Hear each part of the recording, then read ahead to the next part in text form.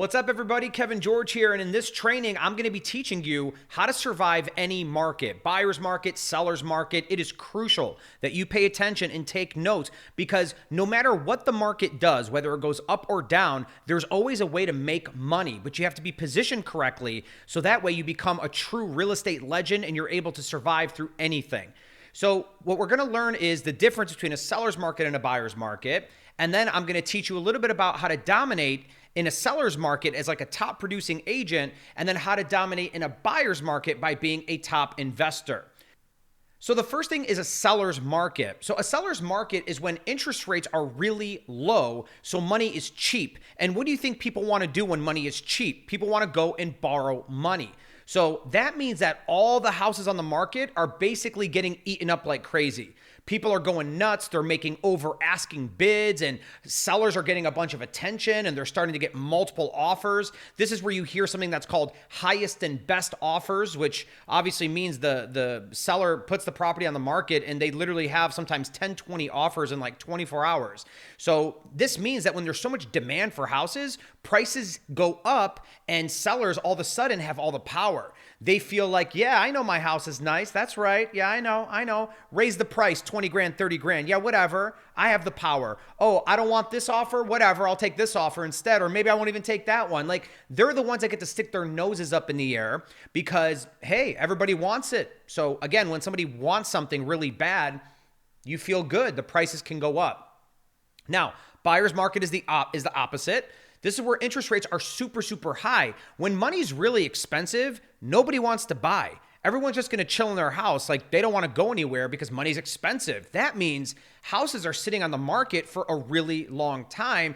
Things aren't selling. Sellers are getting really desperate. They're starting to drop their prices. All of a sudden, the buyer has the power. The buyer can go to the seller now and say, yeah, you want me to buy your house? Drop it. Drop the price or I'm not buying it. You know, the buyer has the power now. The buyer can stick their nose up in the air. So that's a buyer's market. But we need to learn how to dominate in both markets, okay? First, a seller's market. Now, you may or may not be licensed right now. You may or may not have your real estate license. Now, should you get your real estate license? I'm going to say yes, you should, because you'll have access to the MLS and it'll actually allow you to make more money because now you can survive in both of these markets. So in order to truly survive in both of these markets, you do need a real estate license. If you want the best real estate schools to go to, definitely get in touch with me. You can go on my Instagram and DM me the word license and I'll send you like a list, or just reach out to me here in the training and let me know that you need a good real estate school. I teach real estate classes in Michigan and nationwide as well, so I'll be more than happy to guide you along. You'll love the class, over 5,000 5-star reviews. So, you know, we definitely have a dynamite class and we'll teach you everything you need to know to pass the real estate exam. But once you have a real estate license, you're already in. Let's assume you pass the exam.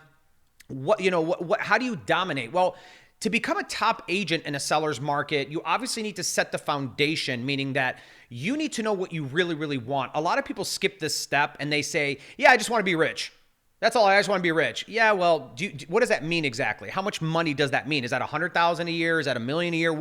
What's rich mean? And also tangible assets too. What do you want? Like, what type of material things do you want? Do you want a Ferrari? Do you want to be able to go to the mall and buy anything you want? So the foundation training is super important that a lot of people skip this step. Also ethics as well. Entity structure. Talk to your accountant. Should I get an LLC? Should I get an INC? This is also really important because you can start to write off business expenses as you drive, as you have business dinners and things like that. You're able to write off expenses, but talk to your accountant about that one. I'm not an accountant. Obviously, you want to find the right broker or team. You may already be past this by now, by the way. You may already be past this, so I'll kind of go quickly past this. But finding the right broker is really important, mainly for training and mentorship. Obviously, finding a broker who has a fair split is also important. And then maybe you want to work for a team or not. Work on a team. When you work on a team, you make a little less money, but you do more deals. You have the team behind you, and they're the ones that are doing a lot of the marketing and helping you get a lot of the leads. Now, you need a business email set up, which means you don't want to be emailing from like a Yahoo or a Gmail. This looks really unprofessional. And I do actually have some training set up on this through my social media. You'll be able to download some training and I walk you through step by step how to actually get your email set up. But you need to have like Kevin at abcrealty.com, something like that. And your broker may already give you this. You may or may not be on Facebook, but you need to get on it because literally most of the world, like billions of people are on Facebook. And if that's where everybody is, you need to also be on there as well. So you got to get your Facebook account set up and a business account set up. They're free. And that's something that you definitely need to do because people are going to be looking you up.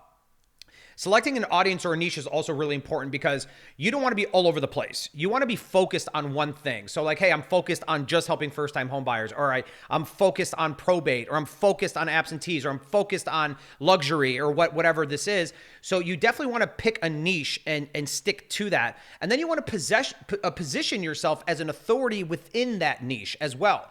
So if I'm going to be the first-time home buyer guy, then that means all of my branding needs to be tailored around first-time home buyers. Maybe my domain, my website, my logo, my image, the way I look. My blog is talking all about that. The Facebook groups that I join are related to that. Even my Google business page, which is free, talks about that. And the Facebook business page, which is free, talks about that. Your LinkedIn mentions that. Your Instagram talks about that. Your Yelp talks about that. I'm not sure how much Yelp can really help you with that, but it's still important because people actually use Yelp to look up agents. So positioning yourself in the market to look like that person is going to have to happen for you to dominate your niche. You also want to obviously get your other socials set up too, like TikTok and YouTube. Your style, how you dress is really important when it comes to your brand. If you're going luxury brand, then you need to look like luxury. You need to look like that. And so that also goes into like getting professional photos taken. Don't go cheap with your photos, guys. This is not something that you want to skimp on. This is something you want to actually spend a little bit of money, take the time, ladies, makeup, whatever, men, hair. Make sure you guys look really good for your photos and make sure you tailor yourself towards your niche.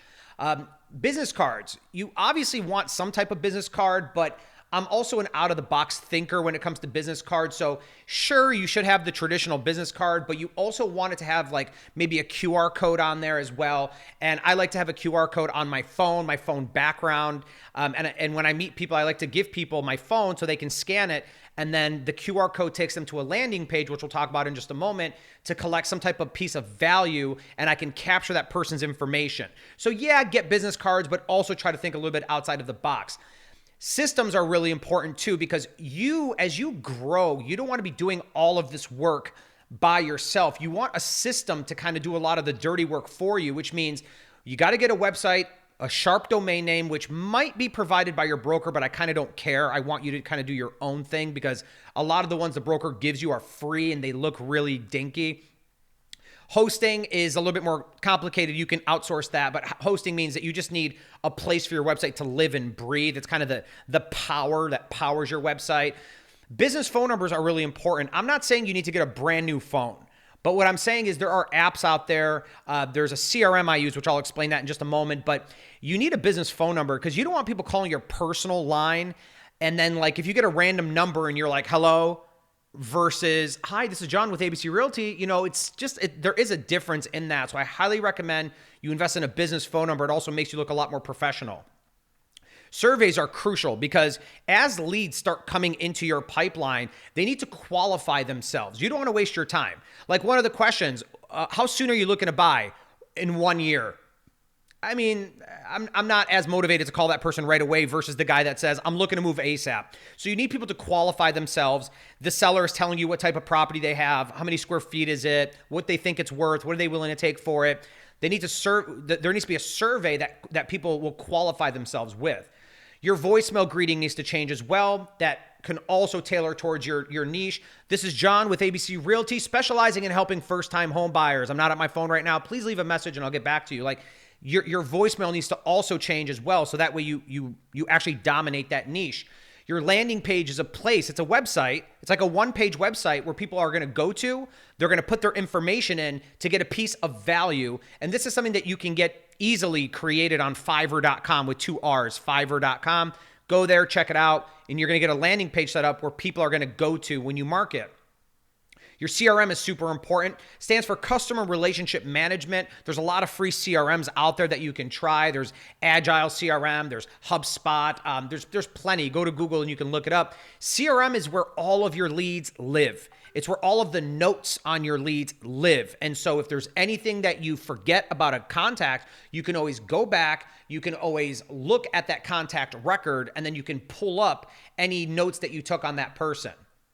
An autoresponder. This, I love the autoresponder because this automatically emails people while you're sleeping, essentially, right? Like you talked to a guy 2 weeks ago, you kind of forgot about him, but your autoresponder is messaging him. Hey, Susie, or hey, John, we talked a couple weeks ago about this and this and this. Would love to get on a call with you when you whatever. And all of a sudden you realize leads are coming in from months ago because you have your autoresponder that's kind of, nurturing that relationship with that person. So definitely getting that autoresponder in place is crucial. And then a dialer. This is if you're buying data. Let's say you buy 10,000 names, 10,000 phone numbers of probates or absentees or somebody like that. You don't want to sit there on your phone and dial one number at a time and hang up and then dial and call and then hang up and dial. Instead, the dialer will just call a number. You sit there, you talk, you hit a button, end call. You sit there, it automatically dials. Then you finish the call, you hit a button, I'm done. It automatically dials. It makes the process a lot faster for you. So getting a dialer set up is also something that you're going to want to do, assuming that you're going to be buying data and calling on it, which also is called cold calling. Getting your forms and disclosures down pat is really crucial. This is another broker thing. The broker will definitely help you with that, but knowing your forms and your disclosures, almost like you're a mini attorney, is really, really important. And then mastering the market analysis too. You got to know your markets really well. You have to be able to anticipate your markets and study your markets, follow the local news, study, and know what's going on in your markets, and then being able to do a market analysis with confidence, not like everybody else does. I'm talking doing something a little bit out of the box, knowing your markets in a way where the seller is not getting this information from the typical agent. You walk into their house with different comps or different ways to present these comps. So mastering the market analysis is another thing. Qualifying is very important. The seller, the buyer, the investor, we briefly discussed this with our surveys. Knowing the motivation of these people, how quickly they're looking to move, how much money they have to work with, how much money do they want, what type of properties are they looking for? Is the seller looking to sell this property and move into another property? Are they working with anybody currently? These are things that will save you time, and these are questions that are a must ask, and things that I also provide via my social. I provide different qualifying documents that you can get from there as well.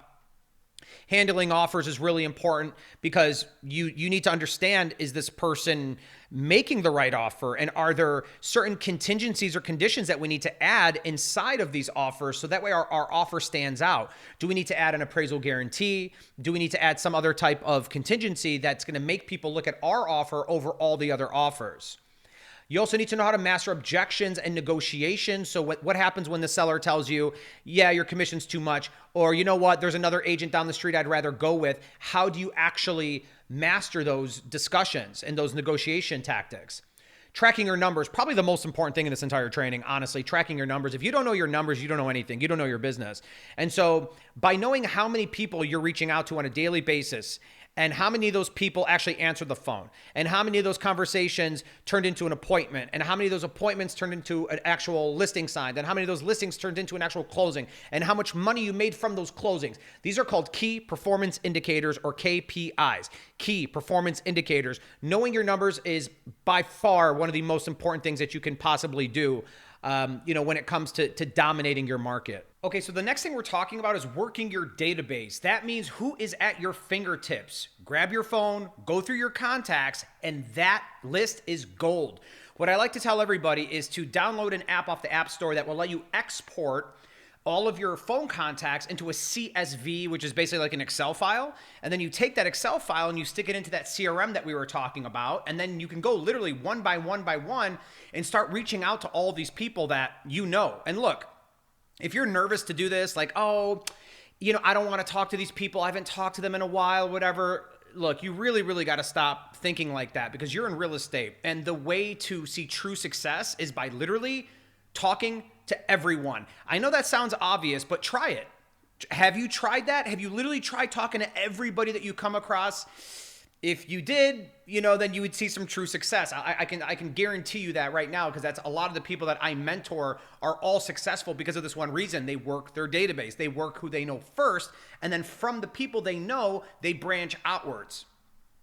So that means calling your contacts, obviously. Staging is really important too, and this is a service you can offer to your seller above and beyond everything else you do for them. Some of the top agents in the market will literally go out of their way, and sometimes they'll even spend extra money out of their pockets, assuming it's an attractive enough listing and commission, obviously, but they will spend money out of their pockets to get somebody in to stage the house. That means fill the house up and make it look like it's being lived in. Like, let's say your seller has an empty house. What looks better, a fully empty house or something with furniture in it and plants and it looks pretty? You walk into the kitchen, you have things set up. So staging is something that you can do. You could even have some items yourself, and you can do some like basic staging, or you can actually hire a company to come out and stage the house.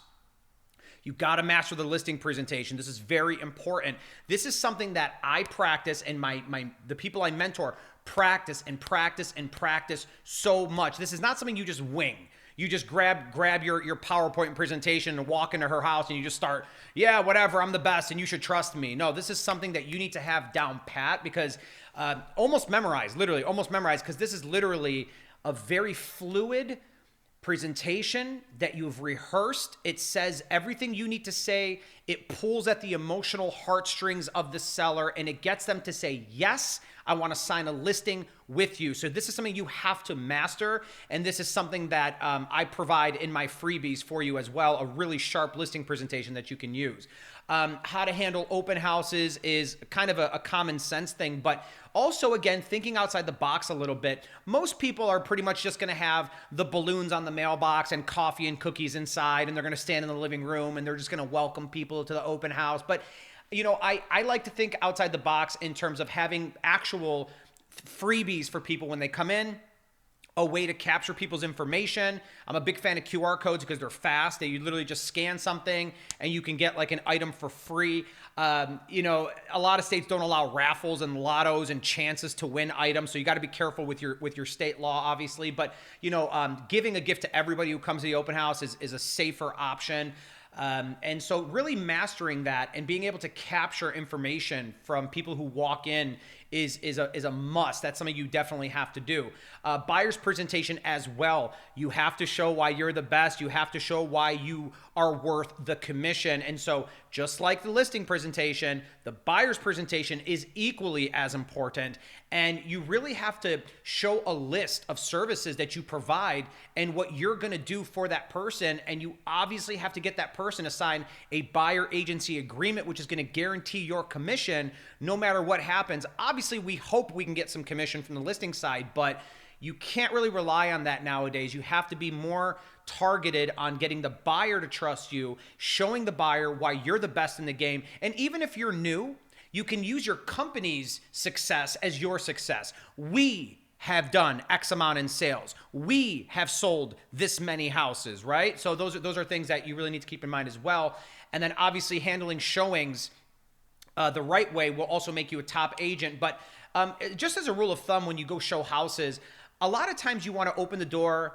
You want to know all the facts about the property. You want to know year built, square footage, bedrooms, bathrooms, amenities, all those kinds of things. You do want to know those things, but for the most part, you want the buyer to guide that appointment, where you don't want to do too much talking, because the more you talk, the more desperate you sound. And so for me personally, I like to open the door, let the buyer walk in. I like to kind of stand there, let them kind of do their thing.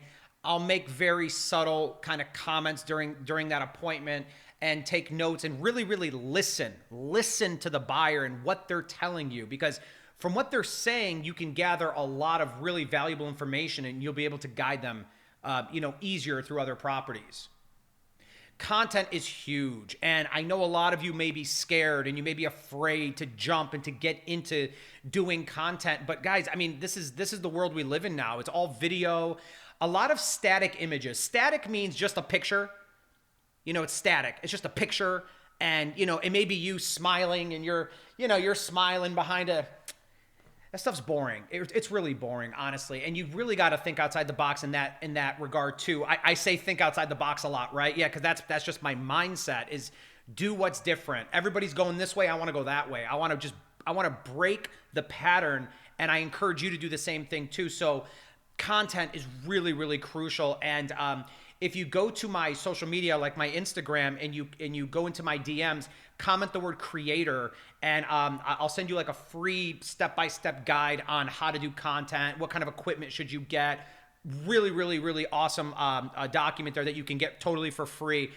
You'll really, really enjoy that. But I encourage you to do content marketing. And look, even if you're a little bit of an introvert, and you're like, well, I don't know if I really want to, I don't like the way I look on camera, and I don't like, you got to get out of that. You got to get out of your shell, and you just got to do it. People want to see the authentic you. They want to see the real you day in and day out. It's not that hard. While you're out and about, just grab your phone, talk for a little bit, offer value is the main thing. And really the most important thing about content is watch time. So the longer people are watching your content, the more the algorithms are going to reward you and show you to more people, and then your brand is going to grow. Now, when we market to sellers, there's so many ways to market to sellers. There's really tons of ways to market. None of this is a secret. There really is no secret way to market to people. It's really just about understanding the flow of things. And so you'll notice on the left, I say amazing creative, and static ad is that picture. Now, I'm okay with some static ads if they break a pattern. So, some crazy static ad, like a dog in outer space floating by a balloon, like something really like, what is that? And then tying the caption of that post to real estate is something that could work, but then I prefer video ads because there's something that you can do for pretty cheap. A lot of my content looks really high end, but honestly, a lot of it is a simple green screen you can get from Amazon, an affordable camera, an affordable mic. I mean, it's not that crazy. And if you comment the word creator on my Instagram DMs, I will show you the exact equipment that I use. And look, you got AI nowadays. You got ChatGPT to give you really cool ideas and really cool ways to record. And a lot of times the AI could tell you exactly what to say, how to record, and you can even use a teleprompter app from the App Store. I think it's free. I'm pretty sure it's free. If not, it may be like $1 or something. But teleprompter app, you can grab your phone. Make sure you're recording in 4K, by the way, in your phone settings. You can record right on your phone, and the teleprompter has a script. Just make sure you adjust the speed of the script so you don't talk too fast or too slow. And you just sit there and read the script, and it looks like you memorized the whole thing. What I'm saying is you have no excuse, really. You have no excuse not to just grab your phone and do a quick creative. And that's what we call them, creatives, the static ad or the video ad. I also really love this site called Ideogram. And it does these really, really high quality AI images that you can use for all of your marketing. You can also go to Fiverr.com and you can use a lot of their resources as well. But anyways, my point is you're going to be doing some kind of creative, and that creative is going to send people to a landing page, which you can also get on Fiverr. The whole point of the landing page is to capture somebody's information. That is literally the whole point. But in exchange for something of value, you're not just going to go ask for people's information for nothing in return. You're going to say, hey, let me give you a free blank, a free guide, a free video, a free training. Something of value in exchange for their information. And two things are going to happen when the person hits submit. You notice the two arrows I have here.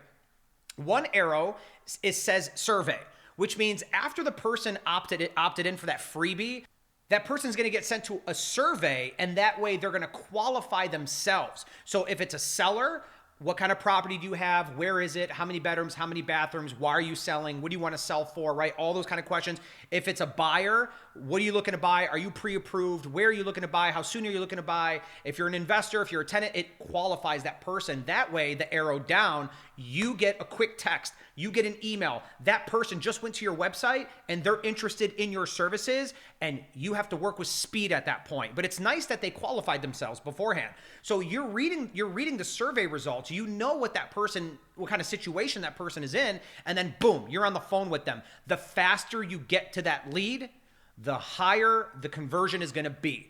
So you got to work with speed, and you got to get used to that. You got to get used to working with speed in these type of situations. But this is pretty much the flow, and this even goes for becoming a master investor. It's the same thing. You're literally going to do some kind of ad that grabs attention, It's going to take them to a landing page, and then you're going to qualify them, and you're going to take the call, and you're going to move on from there. And obviously, you want to put that person in your CRM. So remember, I told you the CRM, everybody's going to have their own like file. You're going to put that person's information in there. All the answers to their questions will be in there. And then from there, you go set an appointment, you do the listing presentation, and see this whole thing starts to kind of make sense. And now it's time to talk about the buyer's market. I want you to keep this in mind too. The same flow happens with the buyer's market, except that amazing creative or the static ad or the video ad will be targeted towards a specific motivated individual because we're talking about the buyer's market now. Remember the buyer's market, there's a lot of houses available, interest rates are really high, nobody wants to buy, the seller's getting really motivated, really desperate, and here's where you come and swoop in. In order to dominate any market, especially the buyer's market, you need to learn these things right now, okay? Wholesaling, wholetailing, flipping, rentals, lease options, and subject twos. Now, there are other methods. These aren't the only methods, but it's a pretty good handful of methods that you can use in a buyer's market, and we're going to talk about these briefly. Wholesaling, you may have heard about wholesaling before. Wholesaling, you got to know what this is, okay? This is where you are acting as an investor now. Yes, you may have a real estate license. I understand that. And yes, there may be certain laws. You have to be careful. You have to disclose that you're licensed in a lot of circumstances, of course. But assuming that you're legal and you've disclosed that you're licensed and all that, let's get that out of the way. What is this? Well, this is basically what you're going to do is you're going to get the property under contract. And then you're going to assign that contract to somebody else for a profit. Okay, and you don't really have to buy the house yourself if you don't want to. You could. That's called a double close, but you don't have to technically buy it. All you're doing is getting it under contract. So it's literally practically $0. I say practically because there may be some marketing that goes into it where you have to spend a little bit of money to get attention. But basically, once you meet the seller and you get it for a certain price, you're done at that point. And so here's an example. You're Alex Johnson. You enter into a contract to buy a property from Sam Thompson for $100,000. Then you find a buyer, Jamie Lee, interested for $120,000, and you make a $20,000 profit by assigning the piece of paper. This is called wholesaling, okay? So you get it for $100,000, you find the buyer for a higher price, and then you just take that document and make a profit by assigning it over to that other person. As simple as that, okay? Next up is my favorite, wholetailing, because it's literally barely any work and you make tons of money. I love doing wholetailing, okay? There's one downside of wholetailing, which is that you don't hold on to the real estate, whereas holding on to real estate is pretty sexy. Like if you hold on to 30 houses, 50 houses, it's nice to have a lot of those houses for tax purposes, depreciation. But if it's a property kind of far away and you don't really want to babysit it, yeah, get rid of it. So basically what you do, just to keep it simple, is you're gonna get a property for like say $100,000, and then you're going to put like paint or carpet and just get rid of it, sell it. Like it's literally that simple. I love wholetailing. I'm going to skip over this stuff because it's pretty straightforward, but let's look at the example. Jordan finds a property for $150,000. He puts a little bit of work into it and sells it for $180,000 and makes like close to $30,000. I mean, I can't really teach this any other way, guys. It is as simple as I'm making it. You get the property for $150,000. Now in this situation, you might have to buy it. And where if you don't have your own money, you can borrow money. There's private money, which is basically your Uncle Jim who has a lot of money. Or there's hard money, which is somebody who finds the Uncle Jim and then makes like a middleman profit from it. But that's called other people's money or OPM, other people's money. So you can borrow money from other people or you can use your own money to do this. But basically, you buy it for $150,000, maybe put $5,000 into it. Like literally, like $5,000, maybe $5,000, maybe. And then just sell it on the market, like wholetailing. That's it. Okay, good. Flipping. I think you know what flipping is. Pretty straightforward. Similar to wholetailing. Similar, except you're putting more than say 5,000 into it because there's probably more of a gap in terms of like equity. Okay. Now I'm skipping over a lot of these little bullet points because I don't want to bore you. I mean, you're smart. You know why flipping is important, right? I mean, come on. Let's be real here. But the example. Sophia's an investor. She goes and gets a property for $200,000. She puts $50,000 into it. So she's like $250,000 all in. She sells it for $300,000. She makes $50,000. right? We know flipping, okay? But it's still important. It's still important to understand what it is, okay? And then rentals is another straightforward concept. Rentals are great because it's more of a long-term strategy, but you get cash flow. And what I love about rentals is that you basically make your own bank. Like right now at the bank, your money's just sitting there doing nothing for you. Like what are you making at the bank? Nothing, right? What I like about rentals is that each rental house is a bank. Like if I have 10 rentals, I have 10 banks. I'm getting a return. I'm getting like an 8% return here, a 12% return here, a 15% return. What do you get at the bank? Nothing. You get zero, right? So I love rentals because you over time, you're cash flowing, and then you make a lot of money if you sell it in 20 years, 30 years, because appreciation means you bought the rental for 100 and now it's worth 180 after say 7-8 years. It's nice. Rentals are gorgeous. I love it. And for tax purposes too. You can use something called depreciation. Talk to your accountant about that. And that's going to be something that your accountant is going to say is a wonderful thing when it comes to paying your taxes, because you can depreciate your rentals because they get older over time and you can pay less taxes, sort of. There is something called a 1031 tax deferred exchange you can do with the profits. That's later training. Anyways, look, let's do a simple example. You bought a house for 100 grand. Let's say that you rent it out for $2,000 a month, but your expenses are $1,400 a month. Like let's say property tax, insurance, maintenance, maybe you have a loan, whatever the payment is. So let's say you make $2,000 and $1,400 are your expenses. You make $600 cash flow a month. That's nice. That's beautiful. That's one house. One house. Imagine you have 10 houses. That's nice, right? Okay, so that's that. Sandwich lease options, I love sandwich lease options because you can own you can control a property that you don't officially own. This one is probably my favorite, one of my favorites besides wholetailing. This is probably my second favorite strategy because you'd never actually have to officially take possession of this property. All you're doing is controlling the property. And so I'll dive right into like a quick example here. Taylor Smith is leasing a property from the owner, but she has the right to sublet it. So she's renting the property for $1,200. She has an option to buy it for $220,000 in say 3 years or 5 years or something like that.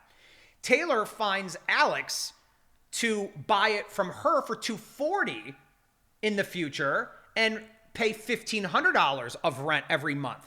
So Taylor, again, does not own this property. She's leasing it for $1,200, but she goes and finds somebody else to live there for $1,500 a month. So she's making $300 profit every single month. And if this guy in the house, Alex, eventually buys it, then she's going to make a $20,000 profit. This here is a really amazing strategy and is something that I will definitely dive deeper into in the upcoming content that I do because I just love it. But you master sandwich lease options, you're going to be able to survive any market, literally. And then the last thing I'll leave you with is subject to. You may have heard a lot of people talking about subject to. Essentially, what the subject to is that the mortgage is staying in the seller's name, but they still title the property to you. Now, there is something that's called a due on sale clause, which the lender may call the entire balance of the loan due if they find out it's sold, which is a risk you're taking. It is a risk, but honestly, a lot of those don't really get called. I don't want to jinx anything because who knows, tomorrow all of a sudden everybody could be getting called. But like a lot of times the bank is not really going to say anything as long as the mortgage is getting paid. They won't say anything. Now, this is a little risky this because if for some reason you can't afford to pay that monthly payment, it kind of falls on you. So be careful with this strategy. But if you do it right, it's very, very beneficial because you can acquire a property with like nothing down or very little down, and you're really helping the seller a lot, especially if they have a really sexy interest rate. And so, an example, Nicole Smith bought a property from a seller subject to his existing mortgage of $100,000. Nicole is taking over the monthly payments. The loan stays in Derek's name, and Nicole has title to the property. She holds the deed to the property, but the mortgage stayed in the other guy's name. So as long as the payments are current, there shouldn't be an issue. Again, be careful with this one. There is some risk involved with subject to, but again, if you do it right, you can go pick up properties for literally nothing down or very little down, and now you're like literally you can control this thing for you know, by getting into it for literally nothing or very little down. So guys, look, after all of this, your eyes should be opened up now. You should be at the stage now where you're like, wow, this kind of opened up my eyes to so many different ways that I can get in and start making money in real estate in any market, buyer's market or seller's market. So if this stuff interests you, if this is something that you actually want to do and you actually want to take this seriously and really build this thing out and make it a reality, go to myrealestateschool.com/mentor right now and schedule a call. And what we'll do is we'll get on a call and we will see if we're a good fit together. Now, I don't really take just anybody because I'm going to be asking you a lot of questions. I want to get to know you and your work ethic. If you're going to work hard, I'll take you. If you're going to be lazy, don't bother. Please don't bother. My mentorship is not free. I do charge for it, but we can talk about that a little bit more on the call. I do have limited availability. I don't like to take too many people on because I'm a very busy person and I don't want to it's not fair for me to take on 30 or 50 people at the same time and I'm not able to give attention to you. So I usually like to keep it a small group of people that I take on. So get on my calendar right now, schedule a call with me and we can talk briefly, figure out if we're a good fit together. And if we are, we can definitely make this thing a reality. But by now you should have a really good idea on how to survive in a buyer's market or a seller's market. If you're watching me now on YouTube, go ahead and click that subscribe button right now. That really helps my channel out a lot. And go to Instagram, go to X, go to TikTok, go to all social medias. Be sure to follow me for more real estate marketing, real estate tips, real estate advice. And other than that, go to myrealestateschool.com/mentor right now, schedule a call and stand by for future trainings. Hope you guys enjoy this one. Go ahead and leave me a comment below right now. Again, subscribe to this channel right now, like it, share it, and I will talk to you guys next time. See ya.